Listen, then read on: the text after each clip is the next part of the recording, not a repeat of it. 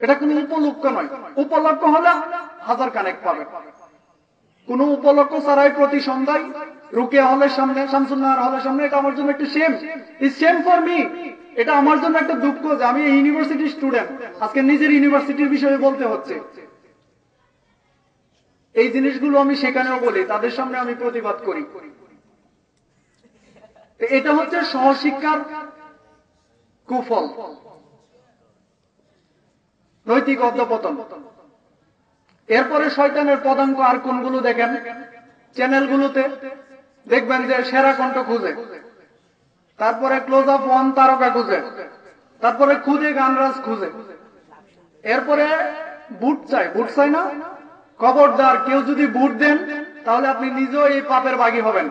2 টাকা খরচ করে একটি বুট দিলেন, আর এই ছেলে সারা জীবন, এই মেয়ে সারা জীবন যত পাপ করবে গান গেয়ে, এটার ভাগী কিন্তু আপনিও হবেন। কারণ তাকে এই গায়ক বা গায়িকা হওয়ার জন্য আপনার সমর্থন কিন্তু আছে। পবিত্র কোরআনে এ ব্যাপারে পবিত্র কোরআনে সূরা লুকমান 31 নম্বর অধ্যায় 6 নম্বর আয়াতে উল্লেখ আছে, অমিনান নাসি মাইয়াস্তারি লাহুল হাদিসি লিউদিল্লা আন সাবিলিল্লাহি বিগাইরি ইলমিন ওয়া ইয়াত্তাখিযাহু হুজুয়া উলাইকা লাহুম আযাবুম মুবিন। মানুষের মাঝে এক শ্রেণী আছে যারা অন্ধভাবে এভাবে গান বাজনা বাদ্যযন্ত্র সংগ্রহ করে আর মানুষকে আল্লাহর দিক থেকে বিভ্রান্ত করে দূরে সরিয়ে নেয়। তাদের জন্য রয়েছে অবমাননাকর শাস্তি। তাই যতক্ষণ হুঁশ আছে 1 টাকা 2 টাকা খরচ করে কোনো মেসেজ করবেন না। এটা কিন্তু টোটালি শয়তানের একটা কাজ। এরপর আমরা দেখি 2 নম্বর তাগুত, পীর, ফকির, মাজার, তিনটাই। পীর কিভাবে তাগুত, এটার একটি বর্ণনা শুধুমাত্র ওই পীরের লেখা বই থেকে দিচ্ছি আমি সংক্ষেপে। এই বইটা আমি নিয়ে আসছি, আমি মুখস্থ বলতে পারতাম, কিন্তু বইটা নিয়ে আসছি আরো ক্রেডিবল হওয়ার জন্য। বইটার নাম হচ্ছে বেদে মারফত। বইটা লেখছেন হচ্ছেন মাওলানা সৈয়দ মোহাম্মদ এসাক, পাশে লেখছেন রহমাতুল্লাহ আলাই। তিনি শরীয়তের হকপন্থী পীর বলে প্রচার করে গেছেন সারা জীবন। আর তার বই থেকে আমি আপনাদেরকে 2-1টা কথা শুধু শোনাচ্ছি। আর এখানে বইটি প্রকাশ করছে হচ্ছে তারই প্রকাশনী বাংলা বাজারে, আল এসাক publication, Islamic tower, 11/1, Bangla Bazar, Dhaka 1100। এটা তার নিজের পাবলিকেশন। এই বইয়ের মাঝে তিনি উল্লেখ করছেন, প্রথমেই এই বইয়ের 6 নম্বর পৃষ্ঠায় তিনি উল্লেখ করছেন, প্রথম সবক দিতে গিয়ে উল্লেখ করছেন যে আমার প্রিয় বন্ধুগণ, জানিয়া রাখবেন দুজকের আযাবের পথ বন্ধ করিয়া বেহেশতে যাইবার জন্য কিতাবে 126 তরিকা বয়ান রহিয়াছে। 126 তরিকার বয়ান কিতাবে আছে। এটা কোন কিতাবে আছে? অবশ্যই এটা ইবলিসের কিতাবে আছে। কুরআন এবং হাদিসের কোন একটি উদ্ধৃতি দিয়ে আমাকে দেখাতে পারবে না যে এই 126টা তরিকা আছে। তারপরে সে লেখছে তার মধ্যে চিশতিয়া সাবরিয়া তরিকা একেবারে শর্টকাট। এই শর্টকাট 126 তরিকা, আর এটা হচ্ছে শর্টকাট তরিকা তারটা। তিনি যেই তরিকার অবলম্বন করেন, এটা সরাসরি তার বইয়ের 6 নম্বর পৃষ্ঠায়। তো দেখেন, উনি লিখছেন যে কিতাবে আছে 126 তরিকা, তবে কোরআন এবং হাদিসে নাই। বরং পবিত্র কোরআনে সূরা আনাম 6 নম্বর অধ্যায় 153 নম্বর আয়াতে আল্লাহ সুবহানাহু ওয়া তাআলা সুস্পষ্টভাবে ঘোষণা করছেন যে this is my way leading straight, এটা হলো আমার রাস্তা সহজ সরল, এন্ড ডো নট ফলো আদার পথ, অন্য কোন পথের অনুসরণ করো না, ফলো ইট, আর এটাকে অনুসরণ করো। They will scatter you about from his পথ, কারণ অন্য পথের অনুসরণ করলে তারা তোমাদেরকে বিভ্রান্ত করে ফেলবে। কুরআন বলছে সূরা আনাম 6 নম্বর অধ্যায় 153 নম্বর আয়াত। 153 নম্বর আয়াত বলছে যে রাস্তা একটা, কুরআন বলছে রাস্তা একটা, সহজ সরল পথ, আর এটাকে অনুসরণ করতে বলছে। আর কুরআন বলছে যে অন্য কোন পথের অনুসরণ তোমরা করো না, তাহলে তারা তোমাকে বিভ্রান্ত করবে। আর তিনি প্রথম সবক দিয়েছেন যে 126 তরিকা। এরপরে তিনি তার বইয়ের 9 নম্বর পৃষ্ঠায় উল্লেখ করছেন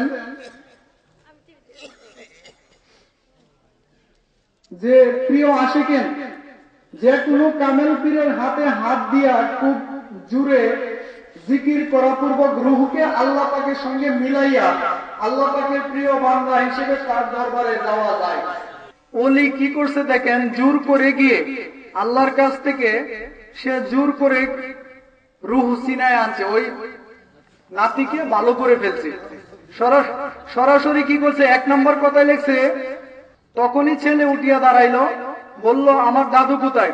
দাদু স্নেহ করে কুলে জড়াইয়া বলল, দাদু তুমি না মরিয়া গিয়েছিলে, তুমি কি রূপে জীবিত হইলে? নাতি উত্তর করলো, আল্লাহর ওলি আমাকে জেন্দা করে আছেন। এই যে এখানে একটা শিরিক ঢুকেছে। তারপরে ওই ওলি বললেন যে আমি বলিয়াছি, হে ছেলে আমার আদেশে জীবিত হইয়া যাও। তাহলে ওলির আদেশে জীবিত হয়ে যাওয়ার কথা বলছে। 2 নম্বরে আছে যে বাদশাহ বলিলেন, আফসুস, যদি আল্লাহর আদেশে জেন্দা হইতে বলতেন। কুতুব সাহেব উত্তর করিলেন, মানে ওই ওলি উত্তর করলেন, ওই বাদশাহ এই কথা শুনে বলতেছে, এটা তো তুমি শিরিক করলা। বাদশাহ পর্যন্ত বলতেছে। পরে বাদশার কথা শুনে ওই ওলি উত্তর করিলেন যে মাবুদের কাছে আবার কি জিজ্ঞেস করব, তাহার কি আন্তাজ নাই? মানে আল্লাহর আন্তাজ আছে কিনা এগুলো তিনি বলছেন। এভাবে এই বইয়ে কমপক্ষে 100-ও বেশি শিরিকি কথা আছে। একটা শিরিক করলেই সে বিপদগ্রস্ত হয়ে যাবে। আর তার এই একটা বইয়ে কমপক্ষে 100 শিরিক আছে, 100 শিরিক। এজন্য পীর, মাজার, পীর, ফকির সবগুলো শিরিকের অন্তর্ভুক্ত, আর এরা হচ্ছে তাগুত, শয়তান। 3 নম্বর তাগুত হচ্ছে শাসক। এখন অনেক শাসকের কথা আমরা শুনেছি অতীতে, নমরুদ থেকে শুরু করে ফেরাউন, তারা আল্লাহ সুবহানাহু ওয়া তাআলার অবাধ্য হয়েছিল এবং তারা নিজেরা প্রভুত্ব দাবি করেছিল। এখানে একটা বড় মিসকনসেপশন হয়ে গেছে, একটি বড় ভুল হয়ে গেছে। এই কোরআনের কিছু আয়াত আছে, এই আয়াতগুলোর মর্মার্থ আমাদের অতীতের যত সেরা স্কলার ছিলেন, যত সেরা বিদ্বান ছিলেন, তারা যেভাবে ব্যাখ্যা করেছেন, এই ব্যাখ্যার বাইরে গিয়ে অন্যভাবে ব্যাখ্যা করে এক শ্রেণী বিপদগ্রস্ত হয়ে গিয়েছে আর জঙ্গিবাদের উত্থান হয়েছে। পবিত্র কোরআনে সূরা আরাফ 7 নম্বর অধ্যায় 54 নম্বর আয়াত, পবিত্র কোরআনে সূরা মাইদা 5 নম্বর অধ্যায় 44 নম্বর আয়াতে, সূরা ইউসুফ 12 নম্বর অধ্যায় 54 এবং 56 নম্বর আয়াত, এবং সূরা রাত 13 নম্বর অধ্যায় 41 নম্বর আয়াত। এই আয়াতগুলোর উপর ভিত্তি করে তারা আমাদের দেশে অনেক নিরীহ মানুষকে হত্যা করে। যেভাবে নমরুদের আক্রমণ এদের বিরুদ্ধে, কেন এদের বিরুদ্ধে তো করেছে, আবার সাধারণ মানুষকে হত্যা করেছে। এটা একটা সুস্পষ্ট পদস্খলন হয়েছিল তাদের। তারা একটি ভ্রান্তিতে পড়েছিল, পড়ে গিয়ে, কারণ দেখেন গত পত্রিকা আমি নিয়ে এসেছি, 7 ডিসেম্বরে একটি কলাম লিখছেন শেখ হাসিনা।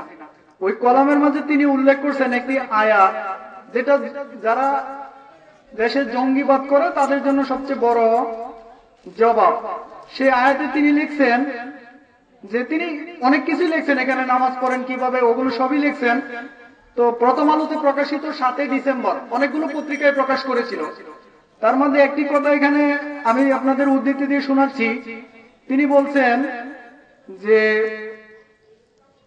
সূরা আল ইমরানের 26 নম্বর আয়াতের উদ্ধৃতি দিয়েছেন তিনি, যে আল্লাহ যাকে চান রাজত্ব দেন আর যার কাছ থেকে ইচ্ছা করেন কেড়ে নেন, ইচ্ছা মতো সম্মান দেন আর ইচ্ছা মতো লাঞ্ছিত করেন। আল্লাহর হাতে সকল কল্যাণ নিহিত, অত ইজ্জুমান তাসাও অত জিল্লুমান তাসাও বিআদিকাল খায়র। এই আয়াতের উপর উদ্ধৃতি দিয়ে তিনি বললেন যে আল্লাহ আমাকে আবার ক্ষমতায় এনেছে, সবার উপরে আছেন আল্লাহ। কেবল মানুষ ক্ষমতার মুখে অন্ধ হয়ে যায় এবং আল্লাহকে ভুলে যায়। আর তিনি এও উল্লেখ করেছেন যে আল্লাহ যখন যেভাবে রাখে সেভাবেই মেনে নিতে হয়, আর যাকে চান তাকে ক্ষমতায় আনেন। আরো অনেক কথাই লিখছেন। তো আমাদের দেশে আমি আওয়ামী লীগ এবং বিএনপি ভালো কি মন্দ সেটা যাচাই করতে যাচ্ছি না। আমার কথা হচ্ছে যে আওয়ামী লীগ এবং বিএনপিতে যারা আছেন, আওয়ামী লীগে যারা আছেন তারাও মুসলমান, তারাও আমাদের ভাই। বিএনপি সরকারের যে সমস্ত মন্ত্রী সাংসদ আছে